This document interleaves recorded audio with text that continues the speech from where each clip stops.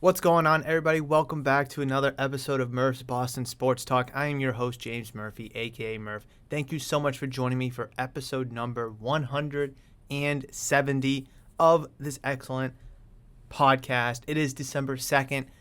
Arguably, I think it is my favorite month of the year, December.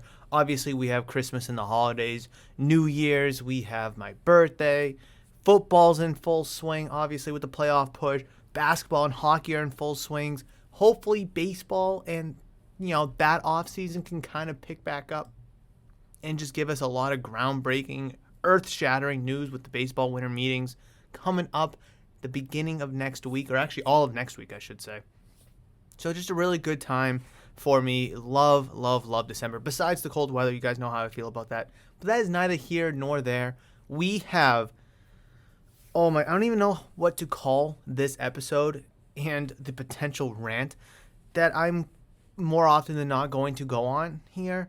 And I'm just going to full throttle the Patriots in this episode. I really am. Listen, the Bruins are playing absolutely fantastic. The Celtics are playing absolutely fantastic. There's no way about that. No way around that. But what more can I say that I've already said? Tatum's playing well, Smart's playing well, Brown's playing well, Horford just got a 2-year extension, Rob Williams is coming back, but the team's already doing so good without him. Then you got the Bruins, the offense is clicking, the defense is clicking, the goaltending is looking really solid, after Swayman's coming back. It's not like there's a lot of adversity as of now, knock on wood, with these teams. So besides good, what can I say about them? So, there's not a lot of sensitive topics or debatable topics or truly conversational topics for these teams, regards to the Bruins and the Celtics. So that's why here in this episode, I'm going to completely full throttle the Patriots because it is an absolute disgrace, the type of product we're getting from the New England Patriots. An absolute disgrace on what we're getting from them. And us as fans deserve better. And I'm not trying to say, we're not getting good fan service. The team itself is shooting itself in its own foot, right? Now, a lot of people want to just kind of point that mag. You know what? Before I get into that, before I get into my reasons and my logic and my line of thinking here, again, thank you guys so much for clicking on the video. If you're watching this on YouTube, please make sure you like, comment, and subscribe. If you're listening to this episode on audio-only platforms such as Spotify, Google Podcast, Apple Podcast, Amazon Music, Stitcher, Radio Public, wherever you listen to your podcast, you can find Murph's Boston Sports Talk.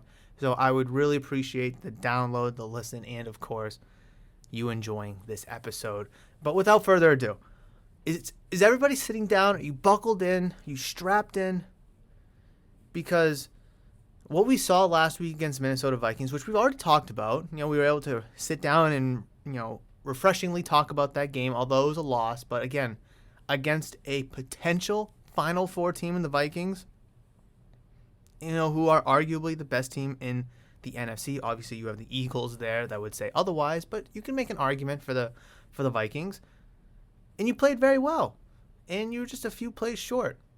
Okay, good thing to build off of going into a big week against a divisional opponent who, again, is probably on that same level of a deep playoff aspiration. Again, a Final Four team, Super Bowl aspiration, very good defense, though banged up, good offense, a lot to carry on from Thanksgiving to this game. And again, it's not like you have a short week going from Sunday to Thursday. You had Thursday to Thursday.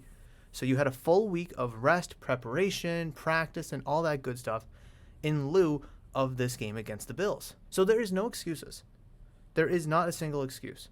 You looked good against the Vikings. Although you lost, you had a lot to build off of to go into this game. Now, yes, Justin Jefferson and Stephon Diggs are completely different wide receivers. Kirk Cousins and Josh Allen, completely different quarterbacks. The defenses for the Vikings and the Bills are completely different in their own right.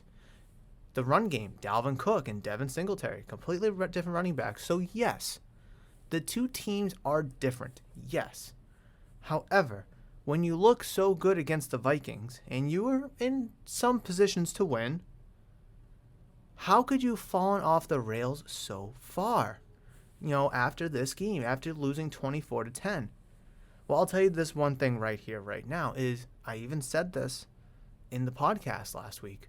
The Vikings defense, although it is good, it is not as good as the Buffalo Bills. Buffalo Bills, even though they're not 100% healthy, and they won't be, they're much better. It's just, that's a fact. They're much better than the Minnesota Vikings.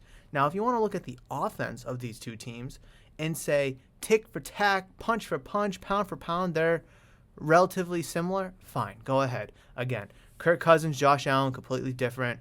Jefferson and Diggs, they're different. Cook and Singletary, they're different. Hawkinson and Knox, they're different. The O-lines are different, whatever.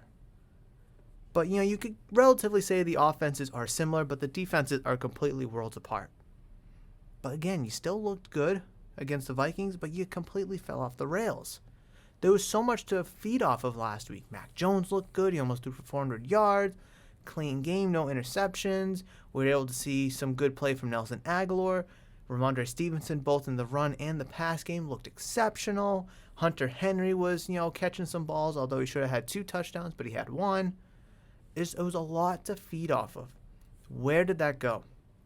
Again, the insane, I don't want to say insane because, they did give up 10 points. But, it's not that hard because I have tons of offensive metrics that I want to get into in a second. But I just want to kind of just clear my chest of immediate thoughts about this game and how frustrating it is because you were never really in a position to win this game. But you were in several positions to keep the game close within reaching distance. You really were.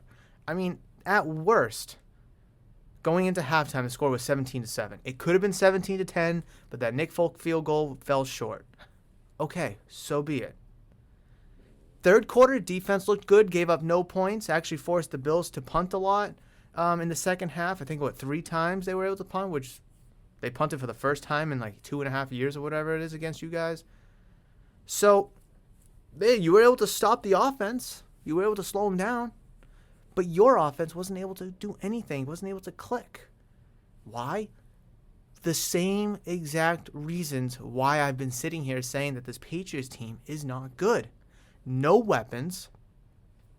You do have a run game with Ramondre Stevenson, but I don't want to say he was bottled up. He had 10 carries, 54 yards, 5.4 average. But they kind of bottled him up a little bit because the 5.4 average, really good. However, he was essentially neutralized in the passing game. And you didn't want to absolutely just force feed him because he is honestly your only weapon. He is your only good weapon. And Ramondre Stevenson, as good as he is, he's not that guy just yet. Not yet, he's not.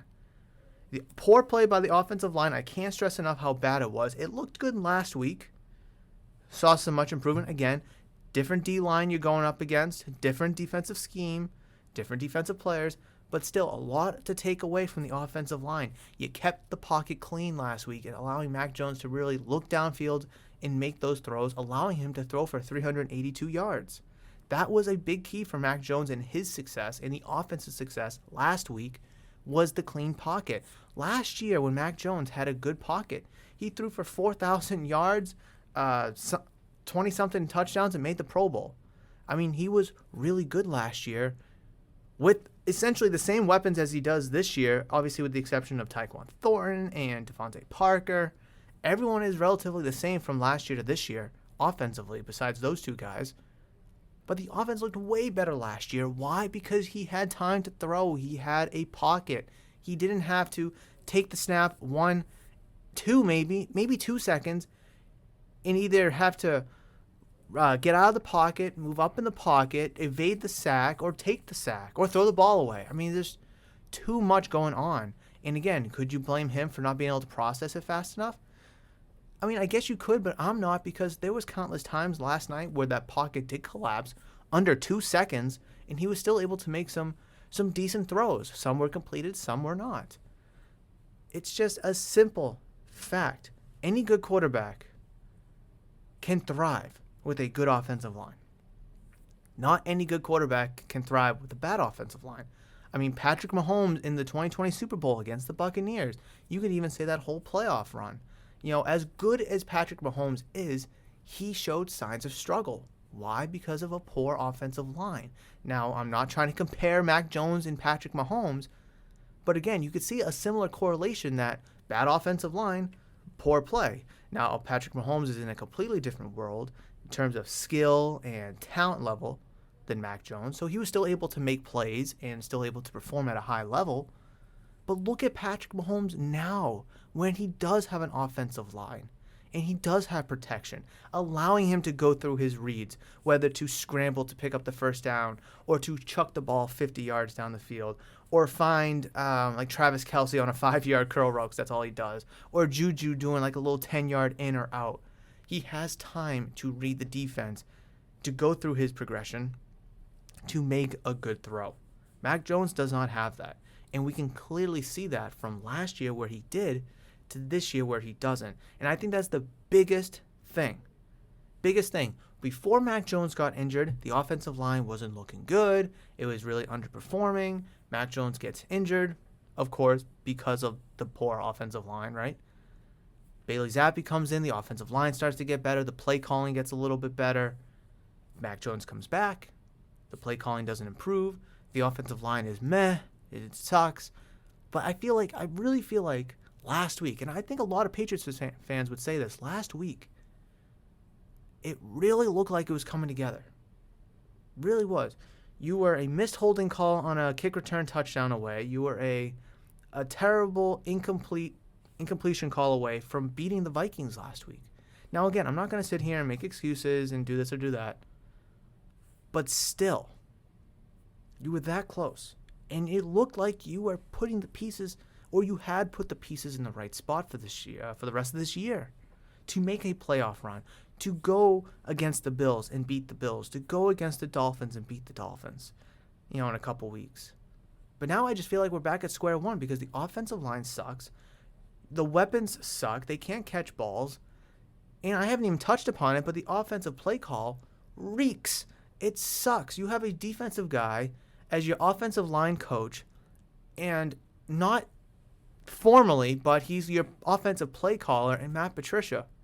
Now I was listening to the radio on the way here to the shop to record this episode, and you guys know how I felt about, Joe Judge and Matt Patricia coming back into the roles that they are. It's just, it doesn't make sense, especially with such a young quarterback, a fragile quarterback who's still in the infancy of his career. You need to put him around the right pieces.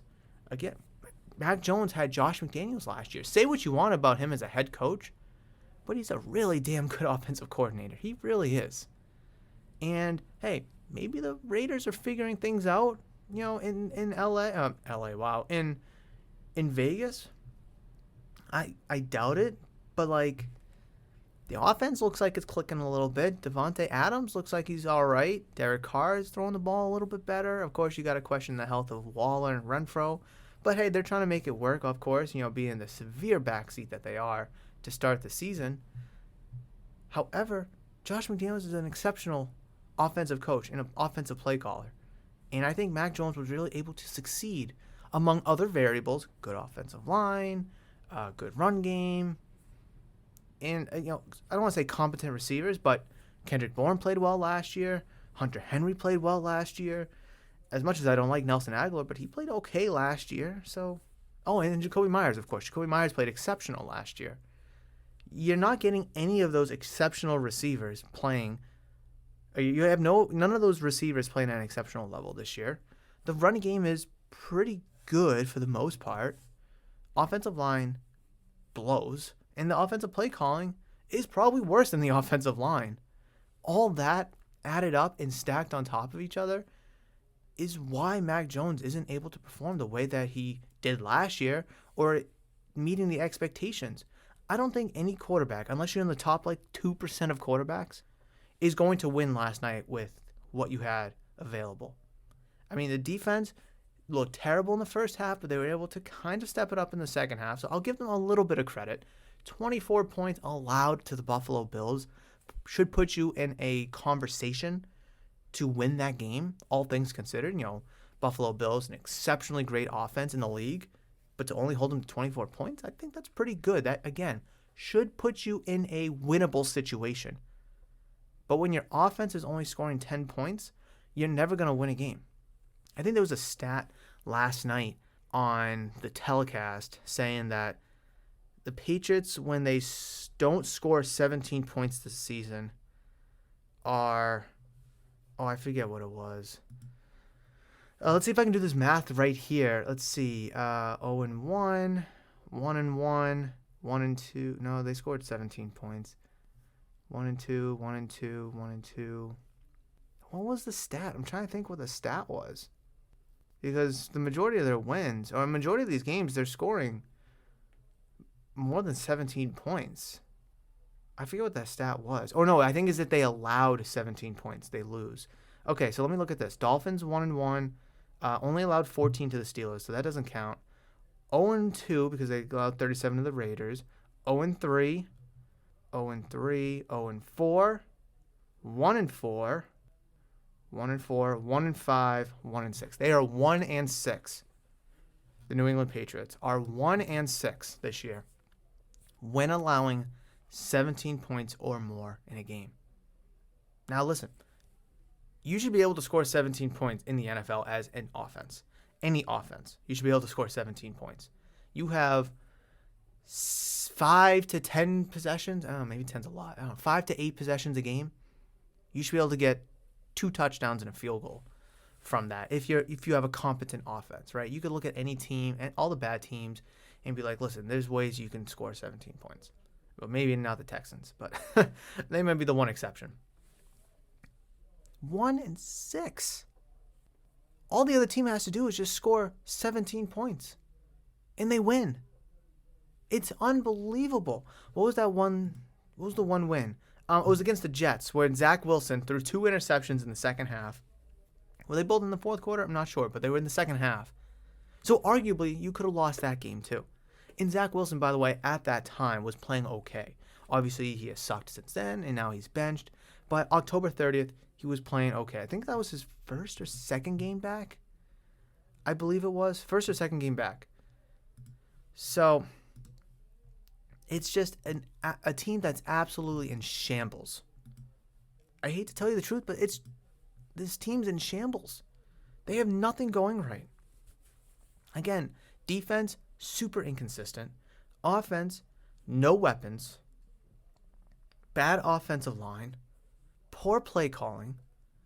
And people here in New England, especially those that like Bailey Zappi, or those that, aren't a fan of Mac Jones, are saying that this is all Mac Jones' fault.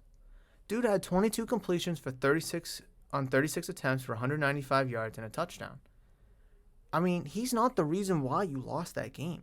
If he had 3 interceptions, no touchdowns, 35 completion percentage, fine. Go ahead. Go head hunting. But we all watched that game last night. He was running for his life. He would drop back into the pocket. He would try to roll around, move up. I mean, what was the play deep in the fourth quarter when they're in the red zone, I believe, and the Patriots or Mac Jones was running all the way by the 40-yard line of the Bills. He was 20 yards behind the line of scrimmage, and he evaded 3 sacks, and then he was able to finally throw the ball. I think it ended up being an incompletion, but I mean that play went on for 10 seconds. And then the play before that, he took a 16-yard sack because he was trying to evade the pressure and to escape the sack. But again, the pressure just got to him because the offensive line sucks. I mean, what's Trent Brown doing out there? Cut blocking on plays that are supposed to be long balls and not even stepping up to try to help. And when the pocket breaks down, he's not even stepping up to try to block a guy when Mac Jones is scrambling. I'm not just trying to call out Trent Brown, but he's a major problem. Why? Isaiah Wynn's a major problem. Why? Cole Strange has been overall exceptional this year, but he is a rookie, so there's going to be natural mistakes. David Andrews just coming back from injury, the grizzled veteran, has had some troubles. Michael Onwenu, he's been fairly good. Not going to really point to him. And then, of course, the right tackle the past couple of weeks has been. I mean, Kajust was fine last week, and then whoever replaced him because Kajust didn't play, I don't even know his name. McDermott? McBucket? I don't know. He sucked. it's not Mac Jones' fault for whoever's listening. Could Mac Jones play better? Sure. How would you like him to do that? Would you like him to throw the ball deeper downfield? Okay, we'll tell the offensive line to give him more time. Would you like him to throw the ball for more completions? Okay, we'll tell the receivers to catch the ball. Like, what more do you want this guy to do? He hasn't thrown an interception in... So it's not like he's, screwing you. He didn't throw one against the Vikings. Did he throw one against the Jets? He did not throw one against the Jets there. Was that 3 weeks? Did he throw one against the Colts? I want to say he might have. Did not. So 4 weeks. The Colts. Oh, that first Jets game he did. Since that first Jets game on October 30th, it has been, let's see, 1, 2, 3, 4. He's played in 4 straight games without an interception. He's not the problem. He's not turning the ball over. He's not making bad decisions. He is under pressure, under stress. And listen, I'm not trying to sound like a Mac Jones Alabama fanboy here. Look at the game. Watch the game. Look at the film. Look at the stats. You want stats? I'm going to give you some stats. Tell me if this is all Mac Jones' fault. Ready? Because I'm not. Points per game. This is just New England offense, right? Points per game. They average 20.8 points per game. That ranks 20th in the NFL. So, middle of the pack. Right? Middle third. Yards per game. 318.9. That ranks 25th in the NFL. Bottom third of the league. Points per play. I don't really like that points per play stat. I mean, they ranked 15th, but that's just a weird one. 0.35 points per play. I guess you just take how many points they've scored on how many play, whatever. Yards per play. 5.4 yards per play. That is 17th in the league. And I'll be honest, Ramondre Stevenson had 5.4 yards a run, yards a carry last week. This past week against the Bills. He had 5.1 against the Vikings last week. Let's see what he had. I hate how it does that. Let's see, against the Jets, Damian Harris had 8.1, Stevenson had 1.7. So is it safe to say that the run game is the reason why you have 5.4 yards per play? I'd say so, because I'll get into the offensive numbers in a few moments. Third down conversion percentage, 36.18, that's 27th. Fourth down conversion, 33%, that's 29th. Red zone scoring percentage, touchdown, not a field goal. Red zone touchdown scoring percentage, 37.5, that's 31%. Touchdowns per game, 2.1, that's 25th overall. This team's offense as a whole, rushing, passing, whatever, is a bottom tier offense. Bottom. No matter how you want to look at it, okay? I'll get into the rushing metrics in just a few moments here, but 20th in points per game, 25th in yards per game, 17th in yards per play. I'll give you that one, but that's probably more rushing than anything. 27th third down percentage, 29th fourth down percentage, conversion percentage, of course. Red zone touchdown scoring, 31st in the league. Touchdowns per game, 25th in the league. Gross. This is just offense, guys. I'm not even giving you defense. I probably won't, because that's a whole nother conversation for another day, and I think I only have offensive stats here. Rushing, passing, kicking, turnover. I guess I have some penalties. Penalties is a whole nother thing itself. But, I mean, the defense overall really has not been bad. They've been inconsistent, I think, is what I really want to use here. 33 against the Vikings, but 3 against the Jets. 24 against the Bills last week. 3 against the Colts. 17 against the Jets. So, they've had good stretches and bad stretches, but it's a team game. Here we go. You ready? Rush play percentage, 43.8. So that's 13th. So they're running the ball at the 13th most in the league at almost 44%. Yards per rush, 4.0. So 4 on the dot. That ranks 26th. Rushes per game, 26. That ranks 17th. Rushing yards per game, 104.9, so just about 105. That ranks 23rd. Rushing touchdowns per game, 0.8, also 23rd in the league. So maybe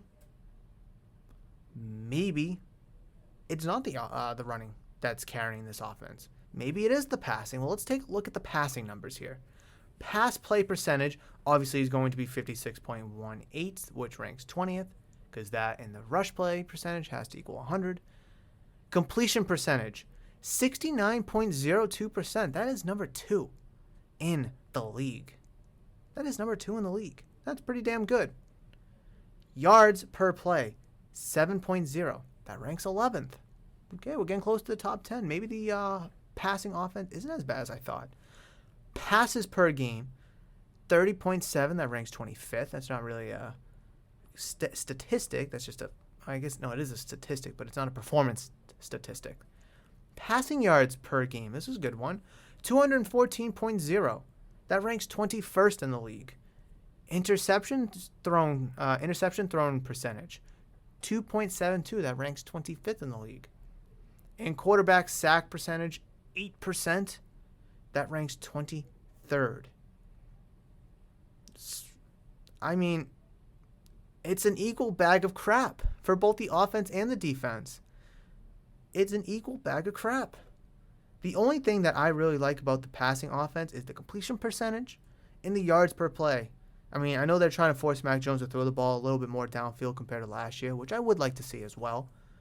But hey, I'll take it. 7 yards per pass. That's pretty good. 11th. I'll take that. 69.02%. That's number 2 in the league. I'll take that. Everything else is trash. Passing yards per game, 21st. Interceptions thrown, 25 in the league, or 25th in the league. Quarterback sack percentage, 8% of his dropbacks are going to result in a sack. That's 23rd. That is not good enough. It's not good enough. So, it's the whole offense. And I do have defensive statistics here on the other side, because on the left is New England's offense and on the right is New England's defense, which I didn't see.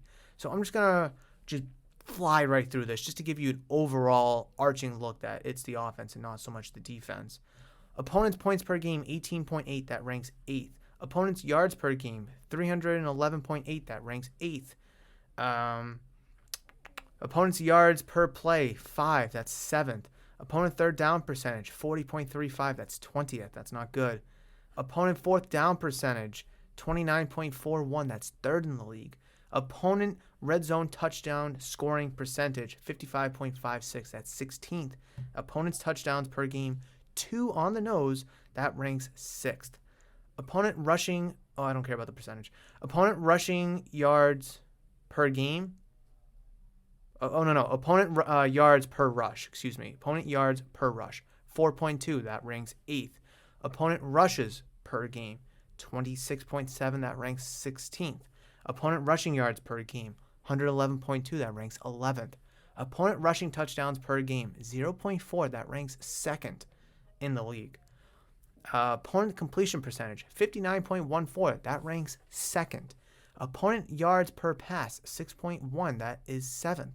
Opponent passes per game, 32.8. That's 11th. Opponent passing yards per game, 200.6. That's 9th in the league. Opponent interception thrown percentage, 3.05. That's 5th in the league. And sack percentage, 9.01. That's 2nd in the league. So the defense has a lot of statistics in the top 10. There's 8th, there's 2nd, 7th, 9th, 5th, 2nd. And then there's a bunch that are in the teens. 14th, 16th, 11th, 19, 11. Not one defensive statistic. Oh, I'm sorry, I didn't scroll back up a little further. And then there's the 8, 7, earlier, the overall statistics. Only one statistic is in the 20s, and that's opponent third down percentage, which of course you could always improve that no matter where you rank. But not one statistic on the defense is in the bottom third of the league. There's 32, can you divide? No, you really can't divide it by 3, huh? Okay, so bottom fourth in the league, right? Bottom four in the league would be 1 through 8 is top four, 9 through 16 is second, 17 through 24, and then 25 through 32, right? Not one defensive statistic is in the bottom fourth of the league. So that ranks 25 to 32. How many of those do the Patriots rank in on the offensive side of the ball? 1, 2, 3, 4, 5, 6, 7, 8. And then there's a bunch of them that were in the low 20s that I didn't count because that would be the third tier if you were divided by 4, if that makes sense. I know I'm throwing a bunch of statistics and a bunch of numbers at you and a bunch of percentages and ranks at you, but this really needs to be understood. The Patriots' defense is not the problem. Could the defense always be better? Of course. Any defense can always be better in all aspects. Defense wins championships. Of course. Look at Aaron Donald last year for the Rams. Got the strip sack on Joe Burrow, and that was it. Created the pressure for him to throw the incompletion. That's what it was. I mean, elite defensive players are, especially edge rushers, are starting to be considered closers for some teams. I mean, we've seen it in college. We've seen it, obviously, with Aaron Donald. We've seen it just time and time again. Just defenses making big plays. I mean, Patriots and Eagles. Tom Brady got strip sacked, in the fourth quarter, late in the fourth quarter, at midfield. Obviously, that really hindered the Patriots' drive, and they had to, stop the Eagles on 3 straight rushes, get the ball back with no timeouts, and then push the ball downfield with like 30 seconds left, resulting in the Patriots losing that Super Bowl. Defense wins. Look at the Broncos in, what they win, 2015? They absolutely decimated the Carolina Panthers. They made Cam Newton, the MVP that year, look like absolutely garbage. Hate to say it. Patriots and Falcons in 2016. Dante Hightower coming off the edge, get the strip sack, and the Patriots recover at like the 40-yard line or the 50-yard line, wherever it was. That wasn't a closing play, but again, that was a revolting play that put you in a position to win that game or help put you in a position to help you win that game. Defense is fine. As much as I bag on the defense for the inconsistencies and allowing this point and allowing that point, it's not. I mean, when your offense is going 3 and out, or having 5-play drives, and having a punt and put the defense back on the field, the defensive numbers are going to be loaded because they're on the field more. The time of possession last night between the Bills and the Patriots was easily 2-1, if not more. I think the Bills may have had the ball for like 42, 43 minutes out of that whole game. The Patriots offense is the problem. Mac Jones isn't the problem. Mac Jones isn't also going to fix the problem because he can't do it himself. He needs help, whether it's in the run game, passing game, offensive line, or the offensive play calling. He needs help. So for those that are saying that this is Mac Jones sucks, he can't do this, he can't make that throw, re-listen to this episode or watch highlights from, or just sit down and watch the whole Buffalo Bills game from last night all over again. After hearing this and what I have to say in this episode, then you will understand where I'm coming from and you'll understand the truth, the facts, and the statistics that we just went over. Now to just round out this episode.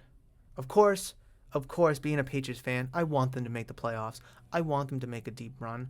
But as a sports podcast host, and of course having a card shop, Murph's Card Town Sports Shop, I have to be... Ow, I just bit my lip. Ow. I have to be realistic. As much as I want to be optimistic, I have to be realistic. And I've said this since day one. Patriots, 6-11. 6-11. I said 3-14 when Mac Jones got hurt. But they played the Lions and the Browns and, they whatever. So they're currently 6-6. I've gone over the schedule. I went over it last week. They could beat the Cardinals. Hopefully they can on my birthday. That'd be a nice little gift. They should be able to beat the Raiders. But I have them losing the Bengals, Dolphins, and the Bills again to wrap up the season. If you couldn't beat the Bills Thursday night, I guess it doesn't really matter if it's a Thursday or not because it was still a full week for both of you guys. If you weren't able to beat them at home, you sure as hell aren't going to beat them in Buffalo Again, unless they have absolutely nothing to play for, they already locked up the number 1 seed, they already locked up the number 2, whatever. That's the only way you end up winning is if they just sit everybody. But where they're now 6-6 and they have 5 remaining games left, if they win the next 3 out of 5 games, that puts them at 9-8, hypothetically. I still don't think that's good enough. I really don't. I don't think that's good enough. It just can't be good enough. Because you have the Dolphins at 8-3, who are currently second, but that's only because the Bills already played their game yesterday. You have the Bengals at 7-4, who are right behind the Ravens. So either the Ravens or the Bengals will be obviously the North winner, and then the other will be a wild card team. Then you have the Jets at 7-4, who some say they might fall off, but we don't know that yet. But then you have the Chargers at 6-5. All I'm saying, and then you're at 6-6. All I'm saying is if you lose 8 games this year, you're not getting in. I do not see the Chargers losing 3 of their next 5 games. I think they're too talented, despite the coaching and the injuries, whatever. I don't see them losing the next. I'm not even going to look at the schedules. I'm just going to go into this, how I feel about these teams and what I know about these teams. I don't see the Chargers losing the next 3 of 5 games. Or I should say 3 of 6 games because they still have 6 games remaining. I do kind of see the Jets losing the next 3 of 6 games. I really do. So let's just take them out of the equation. I don't see the Bengals losing the next 3 of 6 games, but they do play the Chiefs this week, so that's going to be a big tell. Even if they lose, I still don't see them losing the next 2 of 5 games. I just think they're too good. I think they're now starting to figure it out. Dolphins, I don't see them losing the next 3 of 6 games. They're very good. Ravens, I don't think they'll lose the next 3 of 6 games. I really don't. Titans, I mean, I'm not the biggest Titans fan here, but I just don't see them losing the next 3 of 6 games. And then I'm not even going to talk about the Chiefs or the Bills because they're in a class of their own. Is there a chance? Yeah, of course. Okay, fine. Is that what you want me to say? There's a chance that they could make the playoffs. How good is that chance? Oh, I don't feel good about it at all. I really don't. Regardless how we feel about the Jets, or regardless what what you want to say about the Jets and Zach Wilson and Mike White and all that, they're 2 games or a game and a half ahead of you. They're going against the Vikings, so let's just call it a loss. They're 7-5. They're still a game ahead of you. It's just, yeah, you have the tiebreakers over them, but at that point, they control their own fate. They control their own destiny. Chargers, who you don't play this year, are a better team than you. It's going to be tough. You're going to need 2 of these teams to fall out. Again, we could all see the Jets falling out, but then you have the Chargers who could slide in. Okay. Are the Bengals going to fall out? Are the Dolphins going to fall out? Are the Ravens going to fall out? Titans are the only team that's going to win that South. The Colts are 4-7-1, Jags are 4-7, and the Texans are 1-9-1. So the Titans at the very least will probably be the 4th seed in the AFC. So let's not even count them. That's how much of a joke that division is. It's going to be tough. Listen, I want to be optimistic. I really do. I want to have faith. I want to believe. But that game against the Vikings that you lost really hit you hard. But again, it left you with optimism. The game against the Bills last night just really demoralizing you and resetting you. It's just, if you just had one of those 2 games, you'd be right there. You'd be right there. You'd be the 8th team on the bubble. Possibly past the Jets because, again, not many people believe in the Jets long term. Or imagine having both of them. You would be 7-4 right now. You'd be ahead of the Jets. I don't know about tiebreakers and such about being ahead of the Bengals or not, but you'd be that 6 or 7 team. Patriots are shooting themselves in the foot. They really are. They're going to be the ones why they don't make the playoffs. It's not because the Chargers are better than you or the Jets are better than you or the Bengals are better than you. It's because you can't be better than yourself. What does that mean? We all believe that the Patriots are the super good team because of what we've known for 20 years, right? From 2001 to 2020, Tom Brady, New England Patriots, Bill Belichick, 6 Super Bowls, all these AFC title games. The list goes on and on and on. And there's still people, whether it's fans, or personnel in Gillette Stadium that still believe in that Patriot way, that Patriot dynasty that we've had for 20 years. And they cannot accept the fact that that is not the case anymore, that you need to move on from that. You need to evolve from that moment in time to the new age, the new era of the New England Patriots. And if you keep believing that you can makeshift things with Matt Patricia and Joe Judge and Nelson Aguilar and just makeshift in the offense, trading Shaq Mason for a bag of balls, then you can't win with just the coach. You can't win with just the quarterback. Not this team, not anymore. If you put Tom Brady on this team right now, he would be able to make it work. And you know what? He damn probably would be making it work. Because he'd be able to make corrections at the line of scrimmage, to keep the tight end in, to keep the running back in, whatever. Hot route this guy, make this play, make that play. We saw it for 20 years. We all know what I'm talking about. Infuriating. It really is. And I didn't even get to the fact when I was talking about, the wide receivers being the issue, the offensive line not protecting, the offensive play calling sucking, is that the Patriots' leading receiver last night, I'll end on this. The Patriots' leading receiver last night had 2 receptions for 51 yards and a touchdown. That was Marcus Jones, who is a cornerback, who is your kick returner, a special teamer. Oh, my God. That was your leading receiver. I mean, Stevenson had 6 receptions, but 24 yards. Again, he got bottled up. Cornerback, rookie, special teamer was your leading receiver. Congratulations. That's how piss poor this receiving group is right now. Piss poor. Again, I hate being negative Nancy here. I hate talking so bad about the Patriots. I really, really do. Pains me. It's just the truth. It just is what it is. Again, they're in their own way. Patriots are preventing themselves from succeeding because of egotistic views, arrogance. I don't know if it's a lack of effort or lack of care, but it's a lack of urgency. Honestly, it is a true lack of urgency, and it's really frustrating as a fan, and I know other fans are frustrated as well. But what can we do? There's nothing we can do right now. Hopefully things can change in the offseason. Maybe the Patriots can make a run here towards the end of the season. They're still in it. Technically, they're still in it. But I don't like their chances. But hey, who knows? Crazier things have happened. But that is going to wrap it up for today's episode, guys. I really appreciate you downloading, listening, and enjoying Murph's Boston Sports Talk, episode number 170, on all audio-only platforms such as Spotify, Google Podcast, Amazon Music, Apple Podcast. Anywhere you can listen to your podcast, you can find Murph's Boston Sports Talk. So thank you so much for downloading, listening, and enjoying. If you listen to this episode on YouTube, thank you guys so much for clicking on the video. Please make sure you smash the thumbs up button. Comment your question, thoughts, comments, concerns, anything down below that you have about today's episode.